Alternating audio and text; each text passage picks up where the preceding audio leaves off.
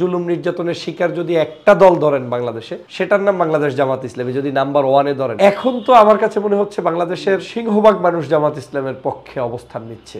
আমির হামজা বলেন, তারেক মনোয়ার সাহেব বলেন, এরা দুর্দিনে আপনাদের পাশে কিন্তু ছিলেন। দেখেন, আসলে বক্তব্য হচ্ছে ব্যক্তি পর্যায় থেকে যে যার মতো করে বক্তব্য তার অ্যাঙ্গেল থেকে কিভাবে দেয়, এটা তাকেই জিজ্ঞেস করা উচিত।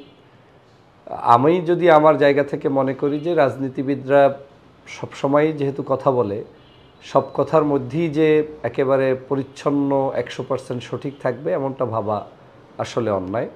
কারণ কথা বলতে গেলে অনেকের অনেক সময় কথার মধ্যে কিছু নতুনত্ব চলে আসতে পারে, ভিন্ন কিছু চলে আসতে পারে, অথবা যে চিন্তার আলোকে সে কথা বলে ওই কথাগুলো হয়তো যারা অডিয়েন্স আছেন তারা ওই সময় অনুভব করেন সঠিক, কিন্তু যারা উপস্থিত না থেকে ভিন্ন কোনো অ্যাঙ্গেল থেকে সেই বক্তব্যগুলো শোনেন, তখন তাদের কাছে এটাকে একটু ব্যতিক্রম অনেক সময় মনে হতে পারে।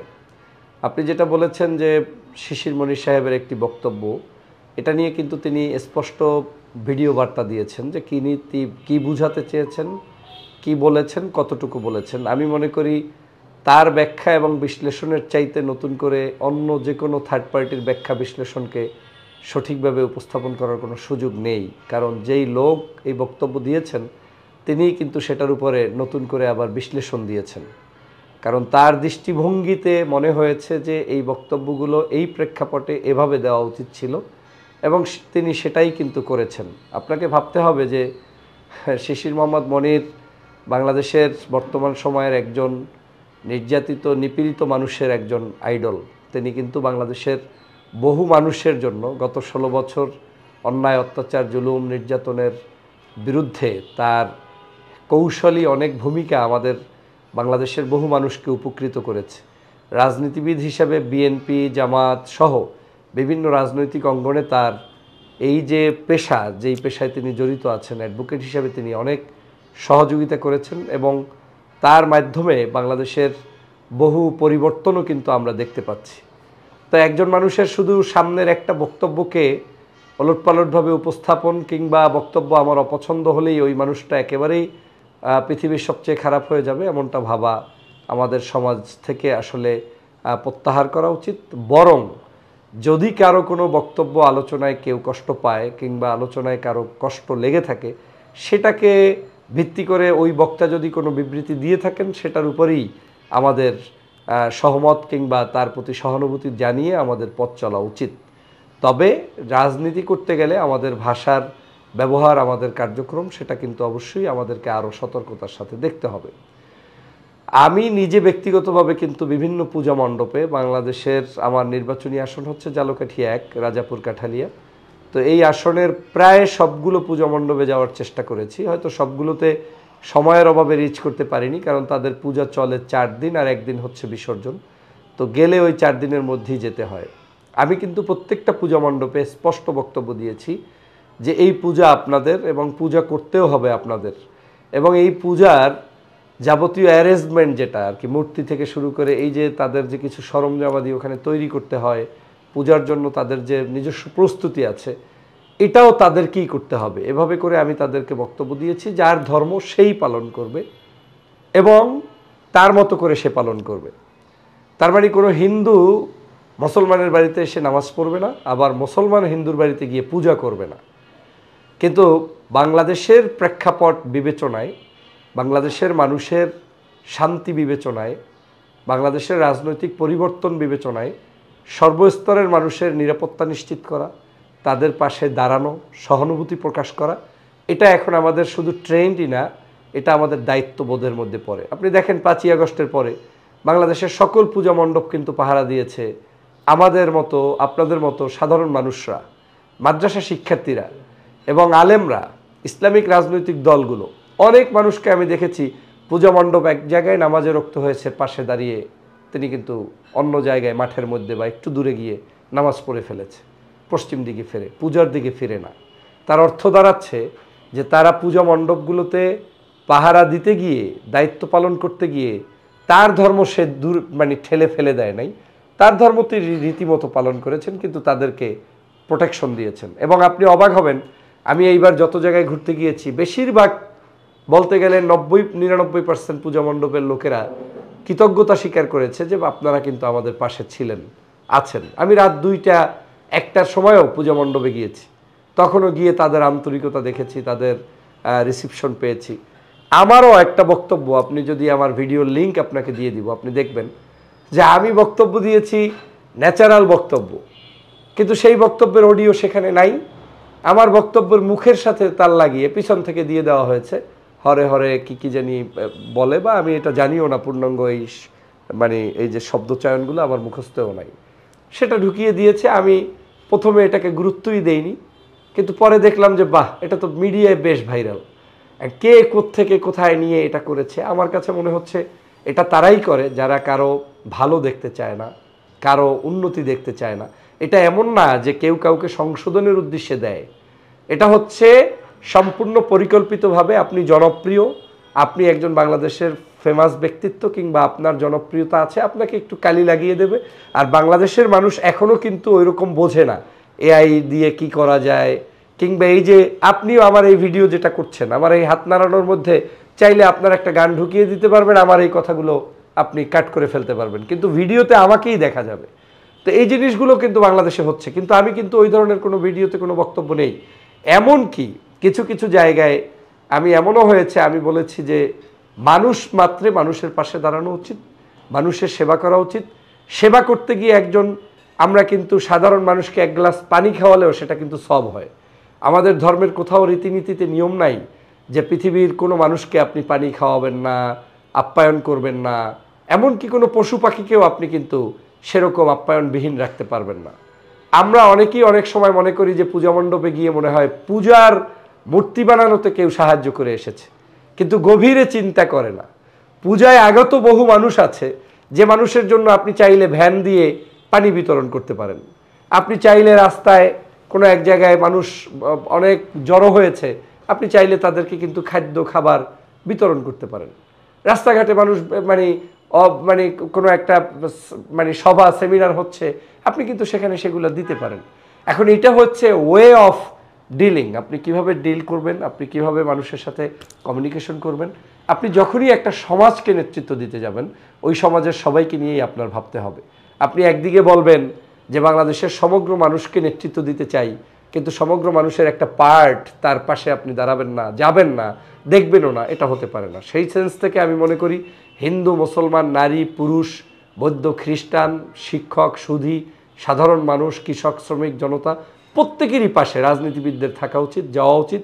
শুধুমাত্র সময় সাপেক্ষ গেলেই হবে না, বরং তাদের মৃত্যু, তাদের শুভদিন, তাদের সামাজিক যে কোনো কার্যক্রমে আমাদের পাশে থাকা উচিত, এবং সেটা করার মধ্য দিয়েই আপনার যে আদর্শ সেটাকে প্রচার করা উচিত।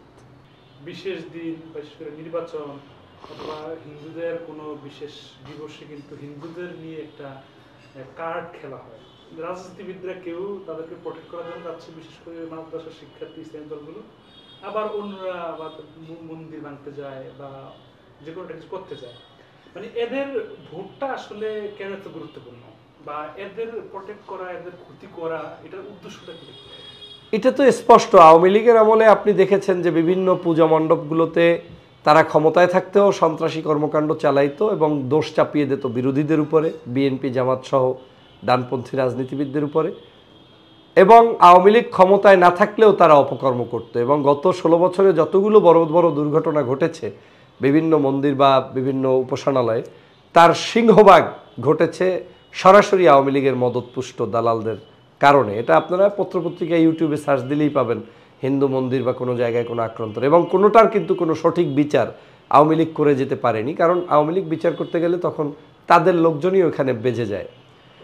এইবার দেখেন কোথাও কোনো সমস্যা তো হয়নি, নিরিবিলি মানুষগুলো এবার তাদের পূজা করেছে, তারা তাদের ইসে গেছে, কোনো হুরহাঙ্গামা নেই সাধারণ মানুষের। এটাই হচ্ছে বাস্তবতা। আমরা তো চাই যে হিন্দু আর মুসলমান বলে কথা নেই, অ্যাজ এ ন্যাশনালিটি আপনার বাংলাদেশের আপনি সমগ্র অধিকার বুঝে পাবেন।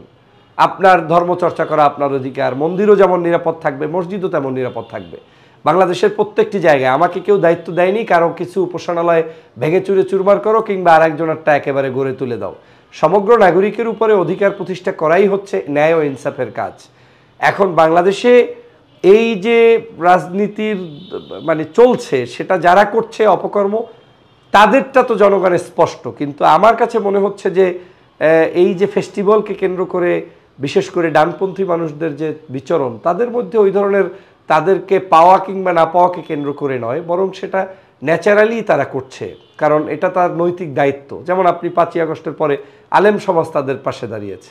এখন এই আলেম সমাজ না চাইলেও কিন্তু পূজা মণ্ডপগুলোতে সরকারের দায়িত্ব ছিল, সরকার সেটা করবে, কিন্তু সরকারই তো বাংলাদেশে ছিল না দীর্ঘদিন পর্যন্ত, প্রায় 3-4 দিন সরকার ছিল না। সে সময় তাহলে কারা করবে? বাংলাদেশের প্রত্যেকটা জায়গায় কিন্তু সেই সময় আমরাই সবাই মিলে ঐক্যবদ্ধভাবে মানে দেশটাকে সুন্দরভাবে পরিচালনা করেছি। তো আর ফেস্টিভ্যালকে কেন্দ্র করে মানুষ কেন যায়? ফেস্টিভ্যালকে কেন্দ্র করেই মানুষ আসলে যায়।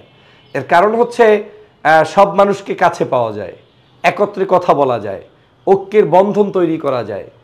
একটা জিনিস আপনি নাইসলি বলতে পারেন, প্রেজেন্ট করতে পারেন, ডেকোরেট করা জিনিস থাকে, মাইক থাকে, মানুষ থাকে, জনগণকে নিয়ে আপনি একত্রে স্বাচ্ছন্দ্যে সব কিছু করতে পারছেন।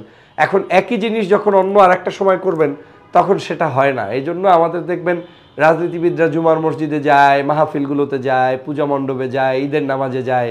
এটা আমাদের একটা দেশের ট্র্যাডিশন বলতে পারেন। এটার বাহিরে কোনোদিনই এই দেশের রাজনীতি যাবে না। তবে এটার বাহিরে যে রাজনীতিগুলো আছে সেগুলো আপনারাও কিন্তু ফোকাসে আনেন না। আপনারা ওই ফেস্টিভ্যালগুলোকেই কিন্তু অতিরঞ্জিতভাবে হোক কিংবা যে কোনো উপায়ে হোক ওইটাই ফোকাসে আসে। পূজায় কি হয়েছে, পূজার বাহিরেও বহু মানুষ বহু জায়গায় বহু বক্তব্য দেয়, আসে না। আমি 2-1 অনেক আলেমের বক্তব্য 2-4 দিনে শুনেছি, এই ধর্ম তত্ত্ব নিয়ে আলোচনা করেছেন। কেউ কেউ এমনও দেখেছি যে তাদের মানে যারা, আমি তো জানি না হিন্দু ধর্মের যারা পূর্বসূরি ছিলেন, এদের অনেককেই অনেক গুরুত্বপূর্ণ জায়গায় অনেকে বিশ্লেষণ করে বসিয়েছেন। এখন ওয়ে অফ থিঙ্কিং তারা এটা বলতে পারেন, সে একজন বিখ্যাত আলেম, সে তার মতো করে ব্যাখ্যা হয়তো দিয়েছেন। আবার অনেকেই এটাকে একেবারে কট্টর ভাষায়ও বক্তব্য দিয়েছেন। এখন এই দুইটা বক্তব্যই বিশ্লেষণ করার যার যার ওয়েতে রাইট আছে। তবে আমি মনে করি একজন সমাজ সংস্কারকের, একজন রাজনীতিবিদদের দৃষ্টিভঙ্গি থাকা উচিত সমগ্র রাষ্ট্রটাকে সমান দৃষ্টিতে, দেশের সমগ্র নাগরিককে এক পেশে করার মানসিকতা বা কোনো ধর্মকে ব্যবহার করে রাজনীতি করার ইচ্ছা থাকা উচিত নয়, বরং সবাইকে সমমর্যাদা দেওয়া উচিত, যেটা আমিও লালন করি এবং আমি বিশ্বাস করি হিন্দু, মুসলমান, বৌদ্ধ, খ্রিস্টান আমরা সবাই মিলেই বাংলাদেশটাকে গঠন করব। আরেকটা বিষয় হলো, স্বাধীনতার পর থেকে আমরা ইতিহাসও পড়ছি, রাজনীতিবিদদের মুখ থেকে শুনছি যে সনাতন ধর্মাবলী ভোটার ভাইরা যারা আছেন, বোনরা যারা আছেন, তারা মূলত আওয়ামী লীগকে ভোট দিবেন। তো এখন আপনারাও যাচ্ছেন তাদের কাছে, বা আমরা অনেক কিছু দেখছি, এখন আওয়ামী লীগ নির্বাচনে নেই বলে আমরা দেখছি। তাহলে এই ভোটারগুলো আসলে কার? আসলে তারা ভোট দিতে যাবে কিনা, আপনার কি মনে হয়? না, বাংলাদেশের জনগণ হিসেবে হিন্দু ভাইরা অবশ্যই ভোট দিতে যাবেন, কেন যাবেন না? বাংলাদেশে একটা সময় এরকম একটা ন্যারেটিভ তৈরি করা হয়েছে যে হিন্দু ভাই বোন মানেই হচ্ছে আওয়ামী লীগের ভোটার, এবং এজন্য আওয়ামী লীগেরই অপতৎপরতাই বাংলাদেশে বেশিরভাগ ছিল এবং আওয়ামী লীগ তাদেরকে ব্যবহার করার চেষ্টা করেছে। কিন্তু বাস্তবতায় কি, বাংলাদেশের হিন্দু সমাজ, আমি তো এই নির্বাচন করছি ঝালকাঠি 1 আসন থেকে, আমার সাথে যারাই যে মন্দিরগুলোতে গিয়েছেন, হিন্দু ভাই বোনদের বাড়িতে গিয়েছেন, ম্যাক্সিমাম জায়গায় হিন্দু ভাই বোনেরা আমাদেরকে বলছেন যে আমাদেরকে ব্যবহার করে একটা ট্যাগ লাগানো হয়েছে। কিন্তু বাস্তবতা হচ্ছে আমাদেরকে এদেশের জামাত ইসলাম ঠকায় নাই, আলেমরা ঠকায় নাই, ইসলামপন্থী রাজনৈতিক দল ঠকায় নাই। এবং এইবার আমার যার কাছে যেটা মনে হচ্ছে যে সিংহভাগ হিন্দুরা তার নিরাপত্তার স্বার্থে এবং বিশ্বস্ততার চূড়ান্ত লেভেলে উঠে তারা জামাত ইসলামকেই ভোট দেবে। আমি নিজে একজন কেন্দ্রীয় হিসেবে এলাকায় গিয়ে দেখে এসেছি। এখন এটা কেন দিবে, কারণ কি, এটা আপনাদেরকে আরও তদন্ত করতে হবে। কারণ তারা 2টা জিনিসের কারণে হয়তো হতে পারে। একটা হচ্ছে তারা বুঝতেছে যে জামাত বা ইসলামপন্থী কোনো ব্যক্তিরা তাদেরকে মন্দিরেও হামলা করবে না, তাদের উপরে অনৈতিক কোনো আচরণও করবে না, ব্যবসা বাণিজ্যের ক্ষতিও করবে না, তাদের নিরাপত্তা তারা নিশ্চিত করবে, এটা তারা নিশ্চিন্তে বিশ্বাস করতে পারছেন। দ্বিতীয় হচ্ছে তারা যে তাদের ধর্মকর্ম করেন, কোনো ধর্মপ্রাণ মানুষ কোনো ধর্মের উপরে আঘাত করতে পারে না। তো তারা এটাও বিশ্বাস করেন যে বাংলাদেশের ধর্মপ্রাণ মানুষরা যদি ক্ষমতায় আসে তাহলে তারা কোনো পূজা মণ্ডপ থেকে শুরু করে কারো কোনো ধর্মীয় চর্চার বিরুদ্ধে কথা বলবেন না কিংবা আচরণ করবেন না। সে কারণে কিন্তু জামাত ইসলামের প্রতি তাদের ভোট ব্যাংক এখন তৈরি হয়েছে। আমার ধারণা একটা সময় বাংলাদেশে এরকম একটা ন্যারেটিভ তৈরি হয়ে যেতে পারে যে হিন্দু মানেই তারা ইসলামপন্থীদেরকে ভোট দিবে। এটাও হয়ে যেতে পারে, কারণ বাংলাদেশে হবে না এমন কিছু নাই। 5ই আগস্ট তো অনেক কিছু হয়েছে, শেখ হাসিনা যাদেরকে নিয়ে রাজনীতি করেছে, রাজনীতি করেছে, সবাই তো এখন শেখ হাসিনার বিরুদ্ধেই এখন স্টেটমেন্ট দেওয়া শুরু করে দিয়েছে।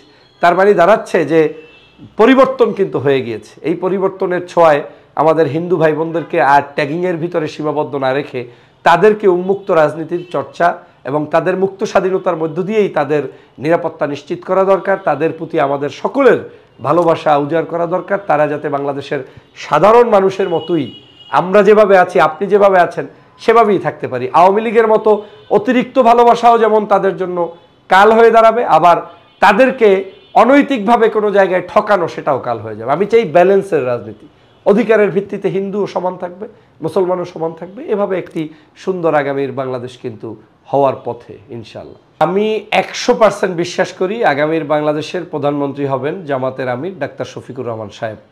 এবং বাংলাদেশের মানুষের আস্থা রাখার যে একটা জায়গা, সেটা এখনকার বর্তমান বাস্তবতায় ডাক্তার শফিকুর রহমান সাহেবের বিকল্প কেউ নেই। উনি মাঠে আছেন, মাঠে ছিলেন। 5ই আগস্টের এই শেখ হাসিনার পট পরিবর্তনের জন্য উনি অন্যতম ভূমিকা পালন করেছেন এবং যেটা করেছেন সেই ত্যাগটা করেছেন সম্পূর্ণভাবে নিজেদেরকে লুকিয়ে রেখে, তারপরেও করেছেন যে প্রকাশ্যে অনেক কিছু সামনে এনে জনগণকে নেতৃত্ব দিতে গিয়ে যদি হাসিনার পরিবর্তন না হয়, তার চেয়ে যদি আমার নাম হিডেন রেখেও কলা কৌশল বুদ্ধিদীপ্ত পরিকল্পনার মধ্য দিয়ে হাসিনার পরিবর্তন হয়, সেটাই সবচেয়ে অন্যতম ভূমিকা। সেটা জামাতের আমির করেছেন, জামাত করেছেন। তার উদাহরণ কি জানেন? জামাতকে যখন নিষিদ্ধ করা হলো, চাইলেই তারা মিছিল করতে পারতেন, চাইলেই তারা ব্যানার ফেস্টুন নিয়ে রাস্তায় ঝাঁপিয়ে পড়তে পারতেন। তারা কিন্তু সেটা করেন নাই, বরং তারা শেখ হাসিনাকে রিমুভ করে দিয়েছেন। This is name call politics. এবং এই পলিটিক্সটা ডাক্তার শফিকুর রহমানের মাথা থেকে এসেছে, জামাত শিবির থেকে এসেছে। জামাতের আমিরের উপরে আস্থা থাকার অনেকগুলো কারণ। মানুষ এখন আর চুরি, ভণ্ডামি, নৈতিকতা বিবর্জিত কাজ, হত্যা, রাহাজানি এগুলো আর চায় না। রাজনীতিবিদরা এই বাস স্ট্যান্ড দখল করবে, টেম্পু স্ট্যান্ড দখল করবে, মানুষের দোকানপাট দখল করবে, চাঁদাবাজি করবে, নৈরাজ্য করবে, এটা আর এখন চায় না। মানুষ এখন পরিবর্তনের রাজনীতি চায়, দুর্নীতিমুক্ত একটি সমাজ চায়। এবং মানুষ এমন একজন নেতাকে চায় যেই নেতা আসলেই সামগ্রিক দৃষ্টিকোণ থেকে সমগ্র মানুষকে রিপ্রেজেন্ট করতে পারে। তা আমার দৃষ্টিভঙ্গিতে বাংলাদেশের নারী সমাজ, হিন্দু সমাজ, মুসলমান সমাজ, পীর মাশায়েখ, আলেম ওলামা, কৃষক, শ্রমিক, শিক্ষক, সুধী, সাধারণ ছাত্র জনতা থেকে শুরু করে সকল মানুষের কাছে এবং সকলকে গুরুত্ব দিয়ে মাঠ পরিচালনার মতো যোগ্য নেতৃত্ব ডাক্তার শফিক ছাড়া বিকল্প আমি দেখি না এই মুহূর্তে। এবং এটা ডাক্তার শফিকুর রহমান সাহেবের একটা বিশালতা এবং অর্জন। কিন্তু দেখেন, তিনি কিন্তু ঐক্যের পথে এগিয়ে গিয়েছেন। বাংলাদেশের ম্যাক্সিমাম জায়গায় যাদেরকে আপনারা আগে ধরে নিয়েছিলেন যে কোনোদিন ঐক্য হবে না, সেই সকল মানুষ কিন্তু এখন ঐক্যের দ্বার প্রান্তে।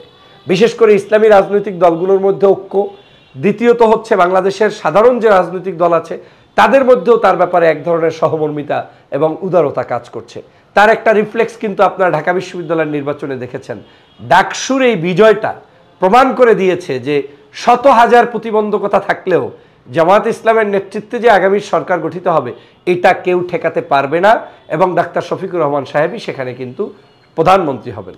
এখন আমির হিসাবে তাহলে বর্তমানে কি ডাক্তার শফিকুর রহমান হবেন? আমি যদি ব্যক্তিগতভাবে আমাকে ছোট্ট একজন রাজনীতিবিদ মনে করেন বা কর্মী মনে করেন, আমি মনে করি তিনিই হবেন। এবং তিনি ততদিনই হবেন যতদিন ওনার শারীরিক সক্ষমতা, উনি হেঁটে চলে বক্তব্য দিতে পারেন, ততদিনই উনি থাকবেন বলে আমার বিশ্বাস। কারণ আপনি দেখেছেন উনি একটি সমাবেশে পড়ে গিয়েছিলেন, পড়ে যাওয়ার পরে তার প্রতি সারা বাংলাদেশের মানুষের কি আকর্ষণ এবং দেশ বিদেশের বিভিন্ন কূটনৈতিক মহলে কি সাড়া পড়েছে। তাকে দেশ বিদেশ থেকে যে পরিমাণ তার প্রতি সহানুভূতি জানিয়ে দেখতে এসেছে, এটার দ্বারা প্রমাণ হয় যে ওনার নেতৃত্বের বিকল্প এখন আর কোনো নেতৃত্ব আপাতত নেই। এবং ওনাকে এই নেতৃত্বের উপর ভিত্তি করেই আগামীতে ইসলামপন্থী রাজনৈতিক দলগুলোর যে ঐক্যবদ্ধ প্রচেষ্টা, তারা সেই ক্ষমতায় আসবে। হতে পারে সেই সময়ের আইন যদি এমন হয় যে প্রধানমন্ত্রী অন্য দলের কোনো প্রেসিডেন্ট কিংবা দায়িত্বে থাকতে পারবেন না, আমির থাকতে পারবেন না, তখন হয়তো উনি পদত্যাগ করে প্রধানমন্ত্রীর দায়িত্বে রাখবেন এবং তখন তিনি নতুন কাউকে দায়িত্ব দিবেন। কিন্তু আমার মনে হচ্ছে আনটিল সেই সিচুয়েশনে যাওয়ার আগ পর্যন্ত শফিকুর রহমান সাহেবই থাকবেন বাংলাদেশের আমির, মানে জামাত ইসলামের আমির এবং বাংলাদেশের আগামী দিনের প্রধানমন্ত্রী। ডাক্তার শফিকুর রহমান সাহেবের সবচেয়ে বড় একটি গুণ হচ্ছে তিনি যে কোনো ধর্মপেশার মানুষের সাথে সহজে মিশতে পারেন, সাংবাদিকদের সাথে কথা বলতে পারেন, নারী পুরুষ প্রত্যেকের সামনে তিনি নিজেকে উপস্থাপনটা এমনভাবে করেন যেটার মধ্যে তার নিজস্ব ভদ্রতা, মাধুর্যতা, বিশ্বাসের জায়গাটা স্ট্রং রেখেই সবার সাথে মিশতে পারেন, যেটা অনেকেই হয়তো পারে না। আজকে দেখেন হিন্দু ভাইদের জাহাজ ডুবি কিংবা ট্রলার ডুবি হয়েছে, রাজপথে হঠাৎ করে সেখান থেকে চলে গিয়ে আজকে তার পাশে দাঁড়িয়েছেন ডাক্তার শফিকুর রহমান। পেট্রোল লেগে কোনো একটা মিল কারখানা ধূলিসাৎ হয়ে গিয়েছে, ডাক্তার শফিকুর রহমান সেখানে উপস্থিত। পানি ভেঙে বুক ভরা পানিতে, বন্যার মধ্যে, দুর্গতর মধ্যে আপনি হিসাব করে দেখবেন বাংলাদেশের সমগ্র রাজনৈতিক দল মিলে যে টাকার পয়সা দান করেছে, শফিকুর রহমান সাহেবের জামাত ইসলামী তার চাইতে 3 গুণ 5 গুণ বেশি সহযোগিতা করেছে। তো সেই কারণে আমার কাছে মনে হচ্ছে তিনি পারবেন। আরেকটা হচ্ছে ওনার উদারতা, উনি বিশালতার একটা দৃষ্টান্ত স্থাপন করছেন। উনি চায় না যে বাংলাদেশের সব জামাত ইসলাম হয়ে যাক, সবাই জামাত ইসলাম করবে, সবাই জামাত ইসলাম অনুযায়ী দেশ চালাবে, সবাই জামাতের মধ্যে ঢুকবে, এটা ডাক্তার শফিকুর রহমান সাহেব চায় না। ডাক্তার শফিকুর রহমান চায় বাংলাদেশটাকে ইনসাফ ও ন্যায়ের ভিত্তিতে প্রতিষ্ঠিত করতে বিভিন্ন ধর্ম পেশার মানুষ, বিভিন্ন গোত্রের, বিভিন্ন বিশ্বাসের, বিভিন্ন রাজনৈতিক আইডিওলজির মানুষরাই সম্মিলিতভাবে এই দেশটাকে এগিয়ে নিয়ে যাবে, কিন্তু মানুষগুলো সৎ থাকতে হবে, ভালো থাকতে হবে, ভালো মানুষগুলোকে একত্রিত করে দেশটাকে চালাতে হবে। এই যে উদারতার দৃষ্টান্ত, এই কারণেই ডাক্তার শফিকুর রহমান সাহেব কিন্তু ভালো একটি ফলাফল করবেন এবং বাংলাদেশের প্রধানমন্ত্রী হবেন। আরেকটা কারণ, ওনার হাতে কিন্তু আমাদের মতো 2-3টা লাগেজ থাকে না কোথাও ঘুরতে গেলে। ডাক্তার শফিকুর রহমানের হাতে ছোট্ট একটা ব্যাগ থাকে, ওটাই ওনার পুঁজি, ওটাই ওনার পট্টা। ওই ব্যাগের মধ্যে ওনার জামা কাপড় লওয়ার জায়গার পরে 1 ইঞ্চি জায়গা ফাঁকা থাকলে অতটুকু জায়গায় আপনি অন্য কিছু দিয়ে ভরতে পারবেন, কিন্তু এর বাইরে আর কিছু ওনাকে দেওয়ার সুযোগ নেই। আমি নিজে ওনার একটা বক্তব্যে ইন্সপায়ারেশন হয়েছি। হাউ ইজ পসিবল, একটা দলের আমির নিজে বলছেন যে আমার এই ব্যাগের এই যা আছে এতটুকুই, এর বাইরে আমার কোনো লাগেজ নাই। মানুষ লাগেজ তার হাত থেকে ক্যারি করতে চাচ্ছে, বারবার জিজ্ঞেস করছে হুজুর আপনার ব্যাগটা আমাকে দেন। উনি বলছে আমার তো কোনো ব্যাগ নেই। বলে কি বলেন, সাথে কিছু নেই? না, এই হাতে যেটা আছে এটাই। তো হুজুর আপনাকে কোনো গিফট দিলে কি দেবো? বলে যে আমার এই লাগেজে যদি কোনো জায়গা ফাঁকা থাকে সেটাই দিতে পারবেন, কিন্তু লাগেজে তো কোনো জায়গা ফাঁকা নেই। তার মানে তিনি দুনিয়াটাকে, বাংলাদেশের বর্তমান বাস্তবতাটাকে কোনোভাবেই তার নিজের জন্য ব্যবহার করতে চান না। এমন একজন আমির, এমন একজন দূরদর্শী লিডার বাংলাদেশের এই প্রজন্ম নতুন করে কতদিন পরে পাবে আমার বিশ্বাস নেই। এবং তিনি এটার যে সফলতা বাংলাদেশের মানুষকে দিয়ে দিচ্ছেন, হচ্ছেন, সেটা কিন্তু আমরা দেখছি। এবং আমার কাছে মনে হচ্ছে উনি তো টকবগে যুবকের মতো। গতকালকে আমি তার সাক্ষাতে মিলিত হয়েছিলাম, চেহারা সুরাতের মধ্যে মনে হচ্ছে 40 বছরের যুবক এখন। এবং আমার কাছে মনে হচ্ছে উনি এখন 24 ঘন্টার মধ্যে 3-4 ঘন্টা ব্যতীত বাকি সকল, মানে ঘুমের যে সময়টা 5-6 ঘন্টা তিনি যদি রেস্ট নেন, এর বাহিরে সব সময়টাই দেশ নিয়ে ভাবেন।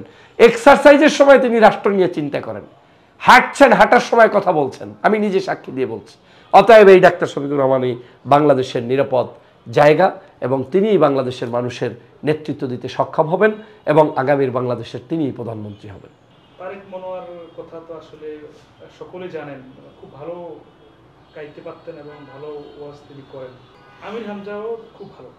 তাদের বক্তব্য নিয়ে, তাদের অ্যাটিটিউড নিয়ে মানুষের এখন মনে, যারা ভক্ত তারা খুব সমালোচনা করতেছেন, এবং এটা ইমপ্যাক্ট কিন্তু রাজনৈতিকভাবেও পড়ে।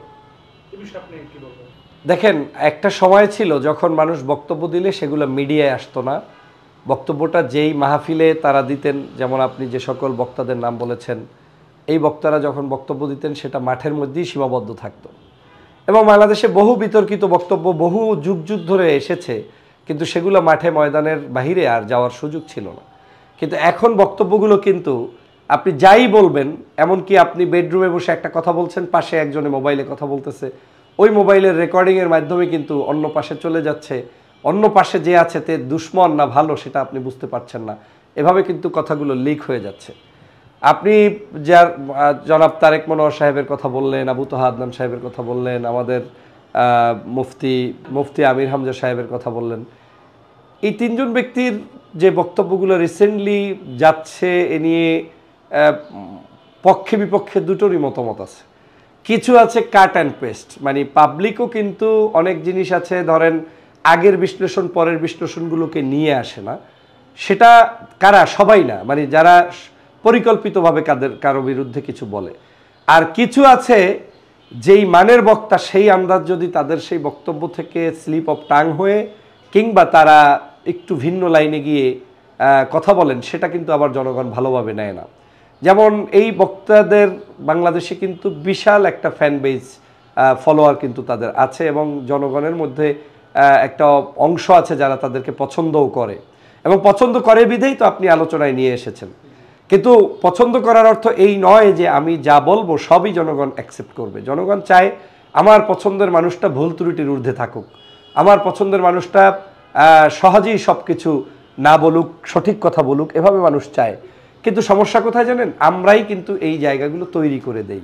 আমরা অনেক সময় একজন বক্তাকে যেই লেভেলে রাখা দরকার তার চাইতে বেশি তাকে টেনে হিচড়ে উপরে নিয়ে আসি, কিংবা তাদেরকে তার গণ্ডি পাড়িয়ে ভিন্ন প্ল্যাটফর্মে নিয়ে যাই, এবং তাদেরকে দিয়ে যেমন আমরা চিন্তা করি যে রাজনৈতিক বক্তব্য আশা করি, আবার নরম ভদ্র বক্তব্য আশা করি, আবার বেশি নরম হয়ে গেলে আমরা বলি যে এটা এত নরম কেন দেয়, উনি তো এভাবে না, এভাবে দেওয়া উচিত।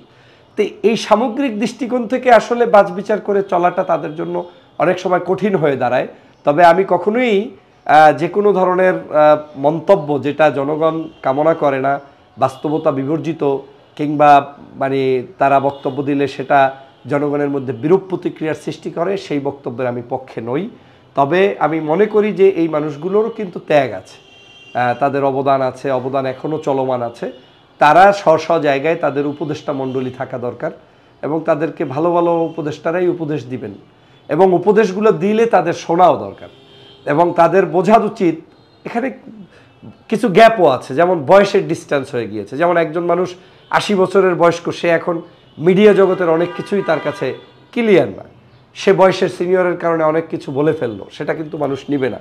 তো আমি ব্যক্তিগত পর্যায় থেকে কোনো মিথ্যা বানোয়াট কিংবা কোনো শব্দচয়নে অতিরঞ্জিত বলাকে পছন্দ যেমন করি না, পাশাপাশি তাদের অবদানগুলোকেও খাটো করে দেখি না। আমার বিশ্বাস তারা তাদের জায়গা থেকে স্ব জায়গায় আরও বলিষ্ঠ ভূমিকা রেখে জনগণ যেটা কামনা করে সেই পথেই তারা তাদের বক্তব্যগুলোকে ফিরিয়ে আনবেন, এবং আবারও মাঠগুলোকে প্রাণ চাঞ্চল্যময় একটি তাফসির জগৎ তৈরি করবেন, এবং ধর্মপ্রাণ মানুষদের আবেগ অনুভূতিকে কাজে লাগিয়ে তারা সামনের পথ পাড়ি দিবেন, এবং তাদের ভালো কাজগুলোকেও আমরা যাতে অ্যাপ্রিসিয়েট করি। এমনটা না হয় যে শুধু তারা যেগুলো বলেছে, যেটা দৃষ্টিকটু লেগেছে সেটাই আমরা প্রচার করলাম। সেটা যেমন আমরা সংশোধনের উদ্দেশ্যে করব, পাশাপাশি তাদের ভালো কাজগুলোকেও জাতির সামনে প্রকাশ করা উচিত। এটা মনে হয় কিনা আপনার যে বাংলাদেশের কিছু কিছু বা অধিকাংশ বক্তা যারা আছেন তারা কোনো গোয়েন্দা সংস্থার ফাঁদে পড়েছেন, অথবা কোনো মহলের একটা এজেন্ডা বাস্তবায়ন করার মতো কাজ করে যাচ্ছেন? এটা আমার কাছে এই যাদের নাম বললেন এদের মধ্যে কাউকেই অতটা মনে হচ্ছে না, কারণ এটা মনে হওয়ার কোনো সুযোগ নেই। এরা সবাই বাংলাদেশের জুলাই বিপ্লবের পক্ষের লোক, এরা বাংলাদেশের স্বাধীনতা সার্বভৌমত্বের পক্ষের লোক, এরা আওয়ামী লীগের সময় নির্যাতিত নিপীড়িত ছিলেন। এদের মাহফিল মজলিসগুলো বন্ধ করা হয়েছে, 144 ধারা জারি করা হয়েছে। আমির হামজা সাহেবের তো মাহফিল একেবারেই 3 বছর তো বন্ধই ছিল, প্রায় জেলের মধ্যে ছিল, অনেক কষ্ট করেছে। তবে এরা জেলে থাকায় উপর পরে যে মানসিক নির্যাতন হয়েছে, সে কারণে আমার মনে হচ্ছে তাদের সামহাও শারীরিক কোনো মানে ডিস্টার্ব হওয়াটা অস্বাভাবিক কিছু না, কারণ আওয়ামী লীগ জেলের মধ্যে তাদেরকে কি করেছে সেটা বোঝা মুশকিল। আমির হামজা সাহেব তো নিজেও একবার পোস্টে বলেছেন যে আমি এখনও পুরোপুরি সুস্থ নই। তো এই জিনিসগুলো কিন্তু আমাদের তদন্ত করে তা দেখা উচিত।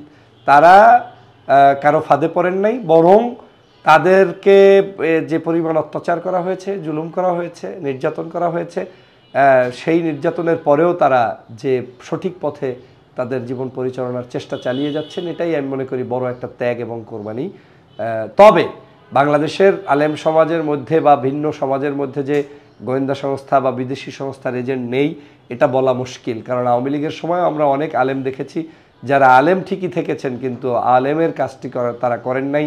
বাংলাদেশের ইসলামপন্থী মানুষদেরকে ফাঁসির কাস্টে ঝুলিয়ে দেওয়া হয়েছে, তখন তারা অট্টহাসিতে লেপ্ত ছিলেন, মিলাদ পড়িয়েছেন অনেকে, খুশি হয়েছেন অনেকে, আবার নিজে নিজে গর্ব করেও বলেছেন যে আমার মামলার কারণে আজ তাদের ফাঁসি হয়েছে। এরকমও বহু আলেম আমরা দেখেছি। অতএব সেই আলেমরা আপনি তদন্ত করলে হয়তো পাবেন যে তারাই মূলত ওই সকল জায়গার এজেন্ট, এবং তারা এখনও হয়তো সেই সকল এজেন্ডা বাস্তবায়নের কাজ করে যাচ্ছে।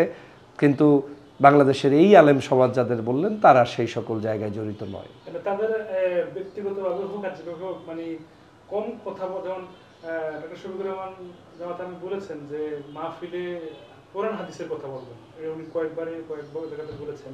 তো ওটা যদি রিপিট করে প্রশ্ন করতে চাই যে তার তো উচিত শুধু ইসলামের কথা বলা, হাদিসের কথা বলা, নাকি যেভাবে তারা কিন্তু আসলে হাদিস কোরআনের কথা বলে সমালোচিত হচ্ছে না, তারা ব্যক্তিগত বিষয় বা অন্যান্য সামাজিকের বা চলচ্চিত্র বা সংস্কৃতির বিষয়ে কথা বলে তারা সমালোচিত হচ্ছে, কোনো ফতুয়া দেওয়ার বিষয় নিয়ে তারা সমালোচিত হচ্ছে না। বিষয়টা হচ্ছে দুইটাই, মানে আমি তো অবশ্যই ডাক্তার শফিকুর রহমান সাহেবের এই আহ্বানের প্রতি একত্রতা পোষণ করি যে আমাদের আলেম সমাজকে সহনশীল হওয়া দরকার, আলোচনার ভারসাম্য আনা দরকার, এবং আলেম সমাজ বক্তব্য দিবেন কোরআন হাদিসের ভিত্তিতেই। তবে আমাদের সমাজেও কিছু প্রচলন আছে, মাহফিলের মঞ্চেরগুলোতে দেখবেন যেই ভাইরাল বক্তব্য আপনার কাছে টিভির স্ক্রিনে খারাপ দেখাচ্ছে, একই বক্তব্য কিন্তু মঞ্চে শোনার পরে ওখানে উচ্ছ্বাসিত জনতাকে দেখা যাচ্ছে। তার মানে ওখানে বসে আপনি জি হুজুর করছেন, আপনি তাকে মানে খুবই ইন্সপিরেশন দিচ্ছেন, তখন কিন্তু বক্তারা আবার ওইখানে বসে অনুভব করে যে ও বাপরে বাপ, সবাই তো আমার এই কথাটাকে খুব ভালোভাবে নিচ্ছে। এই নিতে গিয়ে আবেগের প্রকাশ ঘটে এবং ঘটতে গিয়ে সেখানে কিছু শব্দচয়নের ত্রুটি বিচ্যুতি কিন্তু ঘটে যায়।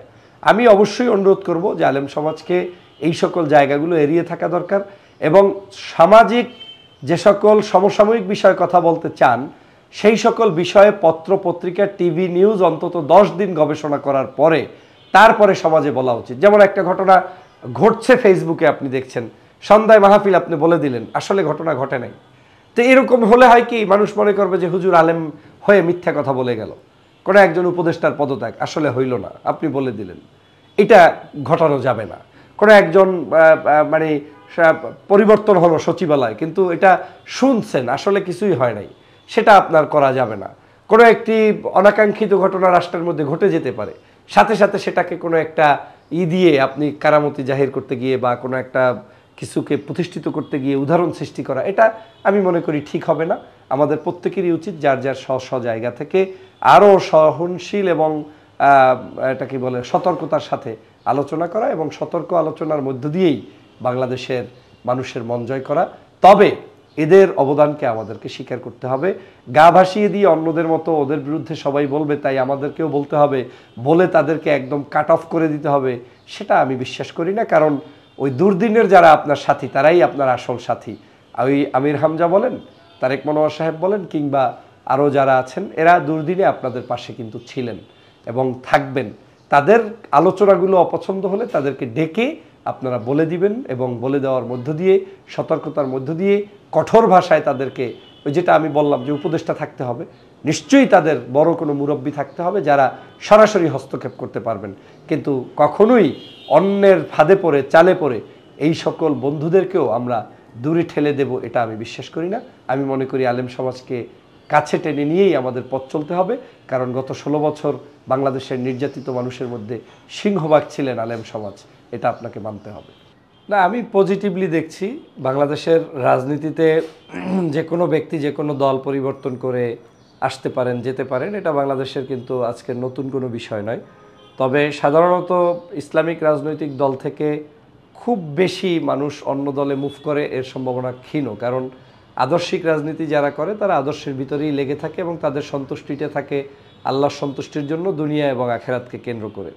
তো সেই জায়গা থেকে সাবেক সচিব সোলাইমান সাহেব, তিনি চৌধুরী সাহেব যখন জামাত ইসলামের সাথে সম্পৃক্ত ছিলেন তখনও তিনি এই রাজনীতির সাথে আদর্শিকভাবে সম্পৃক্ত ছিলেন, কিন্তু মাঝখানে উনি হয়তো মনে করেছিলেন যে ভিন্ন কোনো জায়গায় গিয়ে দেশের বর্তমান বাস্তবতায়, তৎকালীন সময়ের বাস্তবতায় ভিন্ন কিছু করবেন। কিন্তু উনি আবার নতুন করে জামাত ইসলামে আসায় এটা বাংলাদেশের যে কোনো মানুষের মতো আমি সন্তুষ্ট এবং আনন্দিত, এবং আমি তাকে ওয়েলকাম জানাই। তবে এটা আমি মনে করি ডাক্তার শফিকুর রহমান সাহেবের উদারতা। যেমন তিনি কিন্তু বলেছেন যে অনেক একটা ইন্টারভিউতে, সম্ভবত আপনাদের বা অন্য কারো ইন্টারভিউতে আমি দেখেছি যে শফিক সাহেবকে জিজ্ঞেস করা হয়েছিল যে এই যে নতুন পার্টি গঠন হলো জামাত থেকে বের হয়ে, তারা যদি আবার আপনাদের এখানে ফিরে আসতে চায় আপনাদের মন্তব্য কী? তিনি কিন্তু বলেছেন যে সবার জন্য দরজা উন্মুক্ত এবং সবাই আসতে পারবে, এবং আমরা সবাইকে নিয়েই কাজ করতে চাই।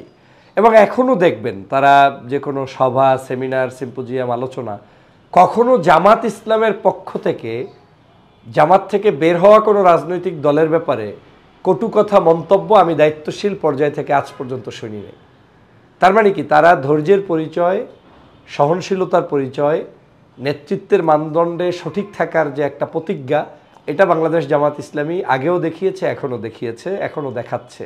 এবং সে কারণেই হয়তো এই রাজনৈতিক দলের প্রতি আবারও যারা বিভিন্ন সময় বের হয়েছেন তারা আবার ফিরে আসার চেষ্টা করছেন বা আসছেন। বিশেষ করে সুলাইমান সাহেব এসেছেন, আমি তাকে সাধুবাদ জানাই, মোটেই আমি এটাকে খারাপ কিছু দেখি না, এবং এটা তার ব্যক্তিগত স্বাধীনতা। এখন বাংলাদেশে কিন্তু উদারতার বিকল্প এখন আর নেই। বাংলাদেশের রাজনীতিতে আপনাকে টিকে থাকতে হবে, কারো বিরুদ্ধাচরণ করে আপনি টিকে থাকবেন এটাকে সৌন্দর্যতা বলে না, বরং আপনি আপনার ভালো কাজ দিয়ে আপনি জাতির কাছে প্রেজেন্ট হবেন, সেটার মধ্য দিয়ে জনগণ কিন্তু আপনাকে অ্যাকসেপ্ট করবে। আর দেখেন, রাজনৈতিক অঙ্গনে যারা নতুন রাজনীতি করছে তাদের প্রতি কিন্তু একই টেবিলে, একই জায়গায়, একই বিভিন্ন সভা সেমিনারে কিন্তু সবাই সবার পাশে বসছে। এখন সবাই যে আমার মতো করে চলবে এমনটা ভাবাও অন্যায়। মানুষ বের হয়ে যেতে পারে, কেউ ঢুকতে পারে, যেও যদি কারো কোনো কারণে বের হয় এবং সেটা যদি সে ভালো কিছু দেখাতে নাও পারে, সেটাও তাদেরকে কিন্তু জনগণের কাছে জবাবদিহিতা করতে হবে। আবার ভালো কিছু দেখাতে পারলে সেটাও জনগণের কাছে তাদের জবাবদিহিতা করতে হবে। অতএব সুলাইমান চৌধুরী সাহেবের যাওয়া এবং আসাটাকে আমি কোনোভাবেই নেগেটিভলি নয়, বরং আমি পজিটিভলি দেখছি যে উনি জামাত ইসলামে নতুন করে ব্যাক করেছেন। তবে এ সম্পর্কে আপনি আরও যদি বিস্তারিত জামাত ইসলামের যারা দায়িত্বশীল পর্যায়ে রয়েছেন ওনাদের মন্তব্যগুলো নিতে পারেন, নিশ্চয়ই দেখবেন যে তারা তাদের দৃষ্টিভঙ্গির আলোকে এটাকে আরও সুন্দরভাবে দেখাতে পারবেন। এবং এখন তো আমার কাছে মনে হচ্ছে বাংলাদেশের সিংহভাগ মানুষ জামাত ইসলামের পক্ষে অবস্থান নিচ্ছে।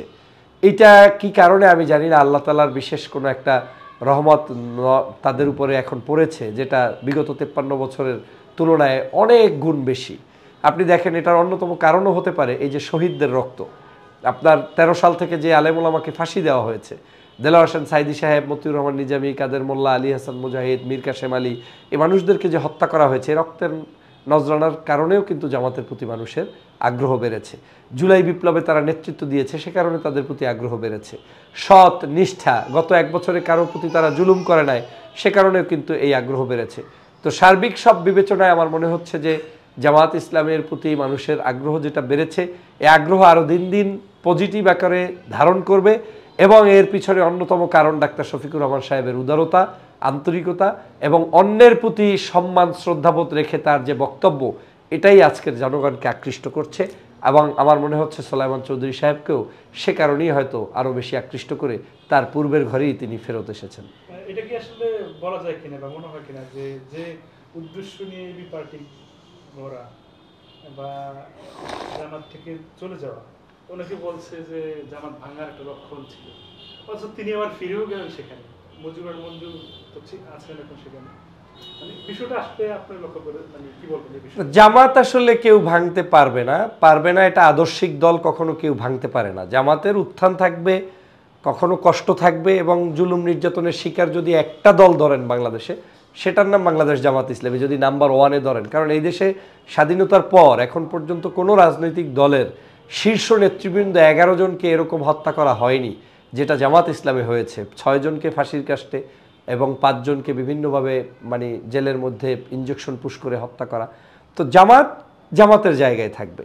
ভিন্ন আদর্শ একজন ব্যক্তি পোষণ করতেই পারে, যেমন আমি একটা রাজনৈতিক দল করতাম এক সময়, তো আমি প্রকাশ্যেই রাজনীতি করেছি, কথা বলেছি, কিন্তু আমি আমার জায়গা থেকে সেই সকল রাজনৈতিক দলের পক্ষে থেকেও কিন্তু জামাত ইসলাম এবং ইসলামপন্থী রাজনৈতিক দলগুলোর পক্ষে আমার অবস্থান ছিল, এবং আমার একটা টান ছিল তাদের প্রতি, একটা সবসময় হৃদয় টানতো যে তারা ভালোকে সবসময় ভালো বলার চেষ্টা করতাম, যেটা এখন অনেকেই মেনে নিতে পারে না। 5ই আগস্টের পরে ওই ভালো কেন বললাম, এটা খারাপ, মানে জামাতকে আমি গালি দিতে পারলে আমি ভালো হয়ে যাব তাদের কাছে, এরকম একটা ন্যারেটিভ আবার নতুন করে দাঁড় করানোর চেষ্টা হচ্ছে। তো আমি যেটা বুঝাতে চাই যে ভালো আসলেই ভালো। এখন নতুন যে রাজনৈতিক দল আছে এটা তাদের স্বাধীনতা। আপনি যাদের কথা বললেন তারা এই মঞ্জু সাহেবের দল, এবি পার্টির দল, অবশ্যই সেটা তাদের ব্যক্তিগত রুচি এবং ব্যক্তিগত চিন্তা থেকে তারা করতে পারেন। এখন জনগণের কাছে কতটুকু তারা অ্যাকসেপ্টেবল, কতটুকু তারা সফল হয়েছেন, কি এজেন্ডা নিয়ে তারা মাঠে নেমেছেন, সেই এজেন্ডাটা কত পার্সেন্ট তারা কাজে লাগাতে পেরেছেন, পারেন নাই, এটা আসলে বাস্তবতা দেখা যাবে ভোটের মাঠে, এবং বাস্তবতা দেখা যাবে জনপ্রিয়তায় তারা আগানো কিনা সেটার উপরে ভিত্তি করে। কিন্তু আমার কাছে মনে হচ্ছে যে বাংলাদেশের এখন অপশন যদি খোঁজেন, আওয়ামী ন্যারেটিভ চলে যাওয়ার পরে, আওয়ামী লীগের অত্যাচার চলে যাওয়ার পরে, সেটা একমাত্র জামাত ইসলামের নেতৃত্বে বাংলাদেশ নতুন দিগন্তে উন্মোচিত হচ্ছে এবং তারাই রাষ্ট্র ক্ষমতায় আসবে, এটা আমার অন্তঃকরণ থেকে আমি বিশ্বাস করি। এর বাহিরে যারা আছেন তারা দেশমাতৃকার সেবায় সহযোগিতা করতে পারবেন, জামাতের সহযোগী হইতে পারবেন বা জামাতের নেতৃত্বে তারা আসতে পারবেন, আস্থা রাখতে পারবেন, কিন্তু মূলত সরকার গঠন কিংবা জনগণের পূর্ণ আস্থাটা জামাতে ইসলামের প্রতি রয়েছে।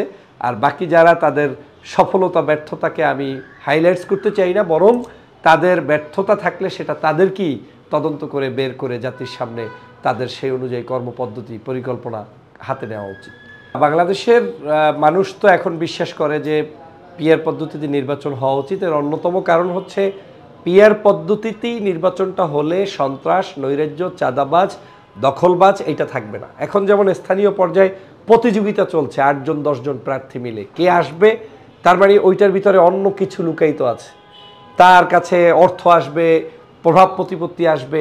পিআর আসলে সেটা হবে না। পিআর আসলে পার্টিগুলোকেও ভালো প্রার্থী বাছাই করতে হবে এবং বাছাই করার কারণে ওই তালিকা যখন চলে আসবে, ফর এক্সাম্পল এসছে বিএনপির 300 আসনের প্রার্থী প্রকাশ করতে হবে, এখন জামাতের সাথে সে কম্পেয়ার করে তখন প্রকাশ করবে, তখন আর ওই চাঁদাবাজ, দখলবাজ, দুষ্ট লোকেরে প্রভাব বিস্তার করতে পারবে বলে দিবে, এটা দিবে না।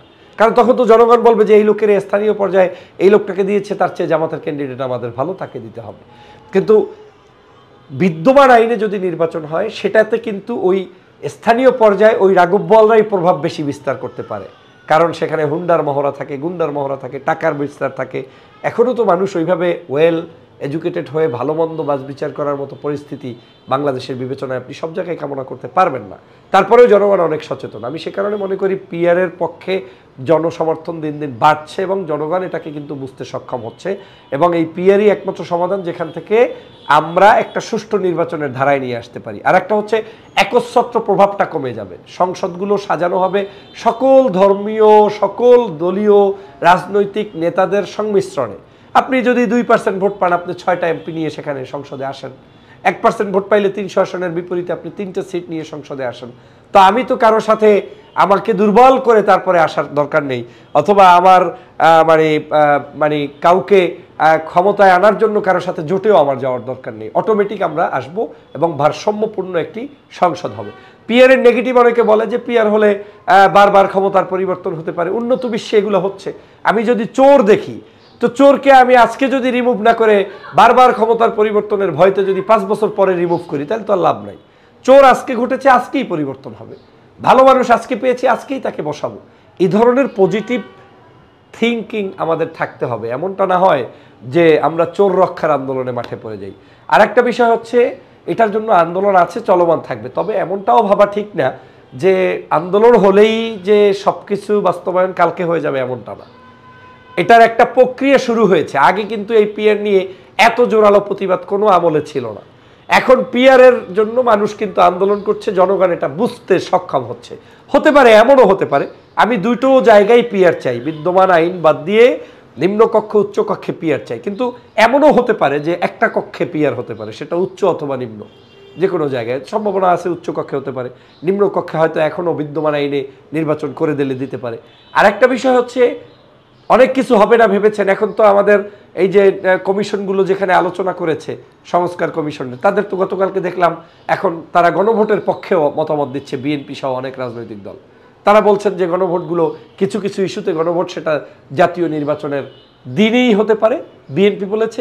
আর জামাত সহ অন্য রাজনৈতিক দল বলছে যে না, এটা আগেই হতে হবে। তার মানে হবে না, এটা ভাবা ঠিক না। অনেক কিছু সামনে আসবে। আমি আজকে একটা জায়গায় বক্তব্যে বলেছি যে বাংলাদেশের আগামীর কয়েকটা সপ্তাহ অত্যন্ত গুরুত্বপূর্ণ। যেমন আপনি ভাবছেন স্থানীয় নির্বাচন হবে না, হতে পারে স্থানীয় নির্বাচন। আপনি ভেবেছিলেন ইউনিভার্সিটি কলেজের ভিপি নির্বাচন, আপনার সংসদ নির্বাচন হবে না, হয়ে তো গিয়েছে এবং মেনে তো নিচ্ছেন। এমনও হতে পারে কয়েক সপ্তাহের মধ্যেই আপনার সামনে চলে আসতে পারে স্থানীয় নির্বাচন। সেই স্থানীয় নির্বাচন আপনাকে মেনে নিয়েই প্রার্থী দিতে হবে এবং সেখানে কিন্তু ওই বিদ্যমান পরিস্থিতিতে সন্ত্রাস, চাঁদাবাজ, নৈরাজ্যবাজদের স্থান হবে না। ভালো ক্যান্ডিডেট দিয়ে আপনাকে জয়যুক্ত হয়ে আসতে হবে।